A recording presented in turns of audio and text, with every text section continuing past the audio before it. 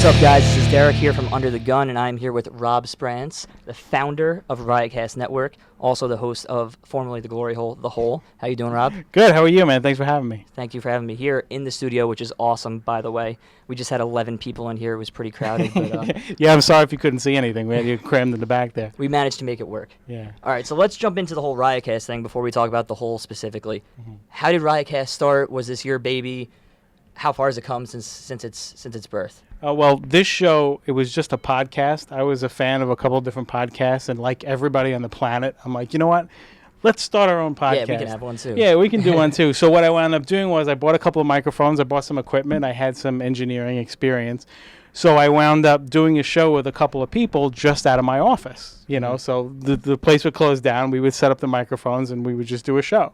And I think because it was called the Glory Hole at the time, good or bad, we'll get into that in a minute, it did get a lot of attention in the beginning, and we started to grow a little. And I had a few other friends who also wanted to do podcasts.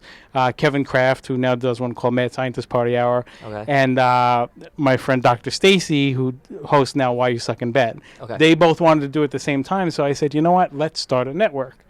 So we started with that, and then we added a show called The Jersey Jerks, and they knew Robert Kelly, the comedian, and that's where things really started to steamroll. We added Robert Kelly, we added Jim Florentine all in one shot, and we really started to grow. And we had to change the name from Glory Hole Network to Riotcast, as, you know, Bobby Kelly would be like, dude, you can't go on TV and say Glory Hole Network, and he was absolutely right. Yeah. And it was hard, it was hard for me to give that up, but he was absolutely right. Well, you want it to be taken seriously and more professional. Of course, yeah. You know, because in the beginning it's a goof, and then all of a sudden you realize, well, this is not a goof. This is becoming a thing. So now we have Nick DiPaolo. We have, oh my God, I can go on Rich Voss and Bonnie McFarlane, My Wife Hates Me. So many great shows, and it's really growing a lot since then. It's only the course of 4.5 years. So when you first started putting out content collectively as a network, did you always have the app? Because I've got the app on my iPhone. I know you've got the website, which you just redid, and it looks awesome. Right, thank you. So how did you initially deliver your content compared to now where you are? Initially, it was just a website and iTunes. We sent everybody to iTunes or the website. And the website, the one that was just replaced is the second version. The first one I did, it was the most primitive piece of shit you could imagine. But at the same time, you know, you only can do as much as you can do. And back then, I was like, wow, this looks great. But in retrospect, like I cringe when I look at it now. So bringing on more comics obviously has grown the success of Riotcast. Big time. You said that you met Robert Kelly through Jersey Jerks. Yes, exactly. Marco from the Jersey Jerks introduced us, and if I don't mention that, he gets on my case about it. So yes, he introduced us. Yes, exactly. But then I said to him, I said, well, you can't take credit for the whole thing because that's like if I introduce you to your wife, that your baby is my son. Yeah. But no, I bust his chops. But yeah, he connected us, and it was a great day because I sent an email to Jim Florentine. He had no idea who the fuck I was, and I sent him an email and invited him to join the network. He never replied. It was fine. But I spoke to Robert Kelly, and he was agreed to join. And then just before he hung up, I said, hey, Bobby, I have a question for you. Would you mind if I already invited Jim? He's not going to reply, but if he did, would you mind if he joined as well? And he said, no, that'd be okay. Yeah. Then the next day, Bobby called me and said, Jim and I are both on board. He called Jim. Awesome. He got Jim on. And, you know, Bobby's been responsible not only for teaching me about how the business works, but a lot of the big shows we have now we wouldn't have if it wasn't for Bobby. So I know, speaking of Bobby, you just started doing live. Oh, I don't know if you just started. You've been doing live events. The first one I went to was Voss and Bonnie's My Wife Hates Me. Yeah, that's one. I think that's the third one. We had 2 Riotcast nights. Actually, the first one was just Riotcast night stand-up. I'm sorry, you didn't even get to ask the fucking question. No, you're fine. Yeah, the first one was just a Riotcast night, which was just stand-up from the comedians on Riotcast. So it was just like a sponsored event kind of thing. Right, and the second one was twofold, and this was a great one too because it was Bobby Kelly's YKWd podcast. He had Jim Norton and Bailey J on. We did that at the Village Underground right over here. Yeah. And we set up the whole upstairs, so I was able to have all, you know, Colin Quinn was there, and everybody got to sit down at the couch. It was basically like we were backstage at the event. Okay. And then it was a stand-up after that. That was the second one, and the third one you saw was My Wife Hates Me, which was they were fantastic. Cool. So is that like a big thing you do for, I guess, fan interaction or to bring people closer to the podcast and to the brand overall? I mean, absolutely. Because you know what? Even as a listener, and, you know, look, I've listened to Howard Stern and Opie and Anthony for years. Yeah. And as you listen to that show over and over again, you feel like you know those people. And what better way other than just listening, is to come down and get to meet the people, because everybody on there, they'll stick around, they'll meet everybody, and it's just another dimension that we want to add, and we keep thinking of new things that we can do. I'm not going to say they haven't been done before, but we try to come up with our own twists on how to do things, and it was great for us. It got us great attention, and we're going to keep doing them. Well, it kind of is like a big extended community in podcasting and radio and comics and stuff. Because I could tell you a year ago, if someone was like, "Oh, listen to this podcast," I'm like, "I don't listen to podcasts." Yeah. And then it went with me, finally paying for Opie and Anthony, and then this, and then blah blah blah, and then now I'm sitting here with you. So I mean, it's kind of like a domino effect when it comes to that kind of stuff. Yeah, it's the future. It's going to be the future, and I've always said this. And as far as Sirius goes and radio, the second that cars really have their own internet, I think satellite radio is in trouble, and I think regular radio is in trouble. But people have been saying that for years. But the second you can just turn on Stitcher, it's an on-demand world. Everybody wants to hear things on demand. Like, yeah, when have you ever watched a television show now when it airs? Rarely. Almost never. You wait till you get home, you eat, you take a dump, and then you sit down. If I get lucky, right? Shit, this is on. Right, exactly. But most of the time, you're watching it at your own pace. The only reason why that can't happen with satellite radio right now is because there's not internet in cars, and that's coming. And right now, like, I have a car where you can plug the phone in, and it takes the internet from your phone. So you're starting to get there. The second there's internet right in your car, and you can put on Stitcher, where all the podcasts are, and our podcast, or you can put on Pandora and listen to music. Or the Riotcast app. Or the Riotcast app, of course. We'll make one for the car, too. Great. You didn't make more work for me now. Thanks a lot. But, yeah, like, anytime you can do any of those things, it's really, it's going to put a big shot over the bow for Sirius and other people. And I think people are starting to realize that. I think it's funny that you brought that up, because a few weeks ago I actually interviewed Dennis Falcone from Sirius XM, from Opie and Anthony and stuff. And I asked him, what lays in the future for, satellite radio, terrestrial radio. And his main point was, for as long as cars and trains don't have the internet, that's how long we're going to survive, kind of thing. So it's funny. Once that transition happens, there might be a big paradigm shift with all that. Yeah, it's also happening faster because, while I'm not just speaking for my network, that's one thing I'm very proud of, is we're not censored at all.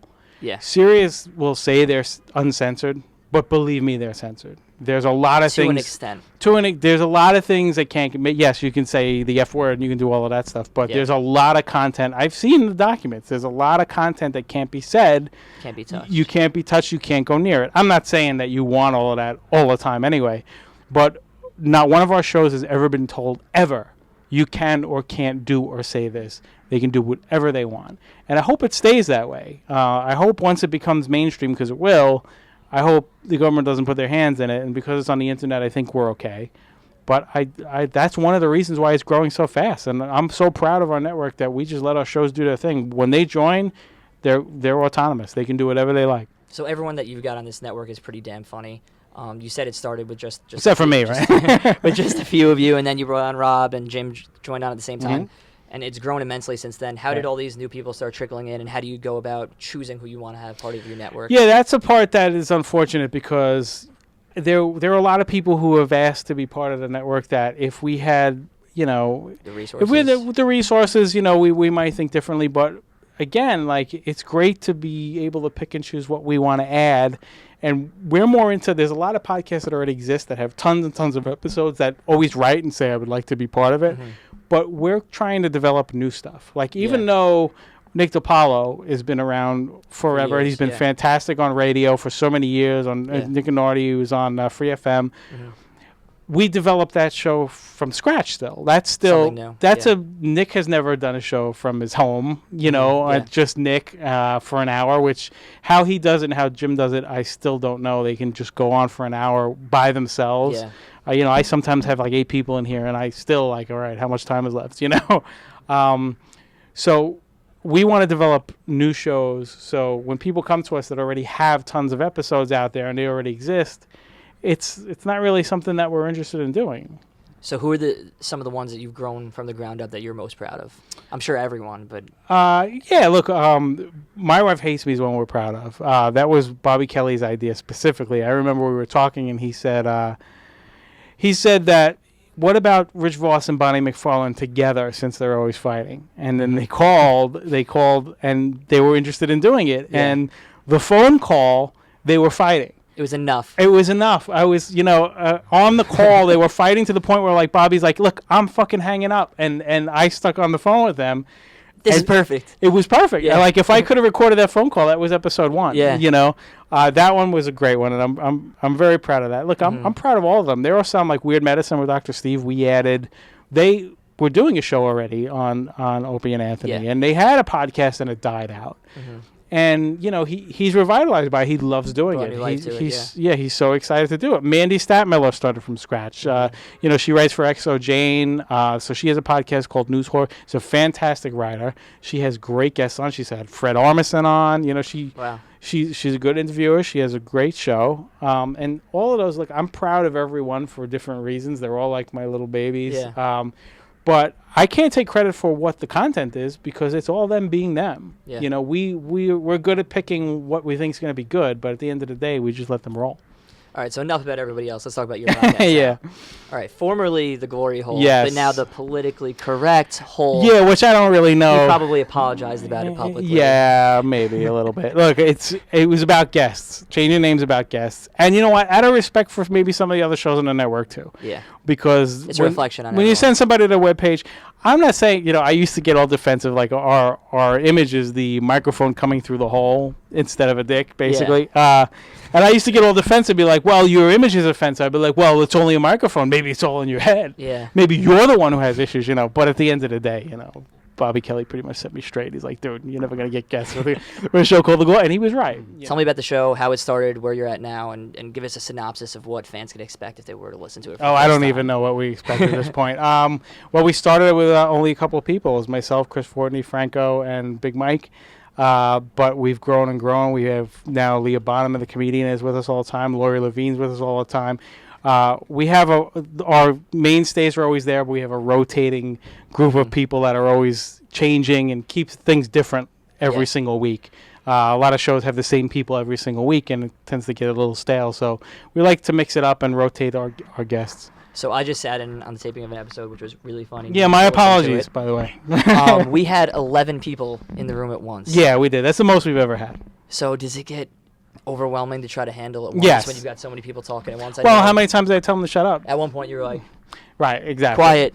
It does, but it's I get it. Like, everybody's excited and they want to jump in and they want to, they want to contribute, and everybody has a joke ready to go, but sometimes you have to eat the joke and just let it pass. It happens. There are times where I crowbar it in like 5 minutes later, or somebody else does, and it just doesn't work. So, it's never 11 people. Usually we have 7 is our cap. No more than that usually. So you had mentioned earlier that you'll come in with a list of notes and a bunch of topics that you want to get to, and then it kind of goes all over the place sometimes. Mm-hmm.